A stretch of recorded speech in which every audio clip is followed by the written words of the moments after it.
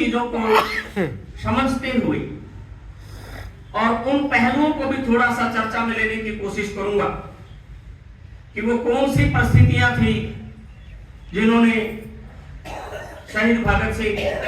राम प्रसाद बिस्मिल, अशफाक उल्लाह खां, चंद्रशेखर आजाद जैसे लोगों को पैदा किया और जिसका एक परिणाम, जिसकी परिणति उन लोगों की शहादत के अलग अलग रूप में रही। मेरे से पहले हमारे कलाकार गायक साथियों ने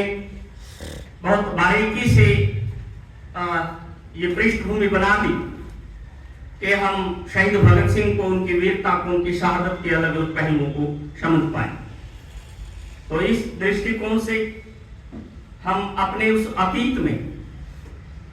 भविष्य की तलाश करने के लिए इकट्ठे हुए हैं और इसीलिए इस गोष्ठी का विषय शहीद भगत सिंह वर्तमान संदर्भ में हम जानने का प्रयास कर रहे हैं। हम अपने देश की आजादी की लड़ाई की जब बात करते हैं, 90 साल की एक लड़ाई एक फूलों के खूबसूरत गुलदस्ते जैसी है, जिसमें अलग अलग रंग के फूल मिलकर उसको शोभायमान बनाते हैं। उन रंगों में विभिन्न संगठन हैं, विभिन्न लोग हैं, विभिन्न विचारधाराएं हैं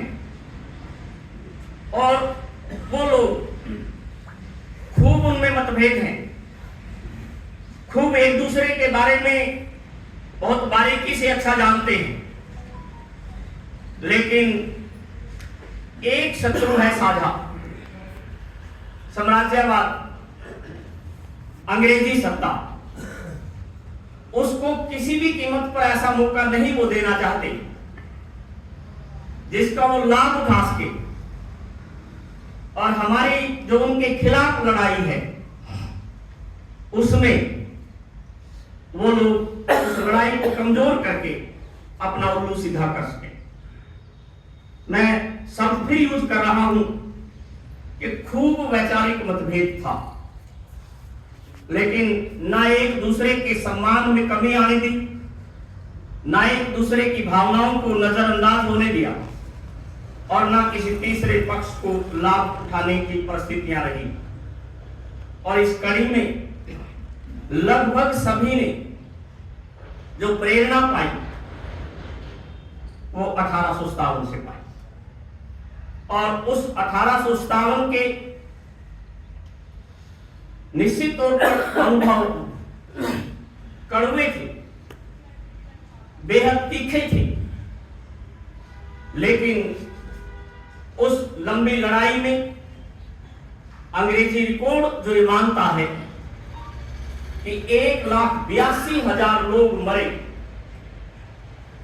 जिनमें से 24,500 लोग मेरे हरियाणा के थे। और जब मैंने उस कमेटी के सदस्य के रूप में काम करने का मुझे अवसर मिला, जब 150वीं वर्षगांठ मनाई जा रही थी, तो मैंने, चूंकि मैं हरियाणा की बात बीच बीच में लेकर चलना चाहूंगा, कुछ पहलुओं पर काम करने का मौका मिला, तो रिकॉर्ड में मरने वालों की संख्या 6 लाख के आसपास मिली और जिसमें से मेरे हरियाणा के लोगों की संख्या 80,000 के आसपास थी। और उन ओरिजिनल डॉक्यूमेंट्स में से 60,000 से ज्यादा फाइलों से गुजरकर जो पाया वो 1857 पाया, जिसकी आज हम कल्पना भी नहीं कर पाते हैं। हमें मुट्ठी भर बातों से ये बात कहकर हम आगे निकल जाते हैं कि चर्बी वाले कारतूसों से शुरू होकर और मुट्ठी भर सैनिक इकट्ठे थे, उनके छोटे छोटे अपने अपने ध्येय थे और उसके चलते हुए उन लोगों ने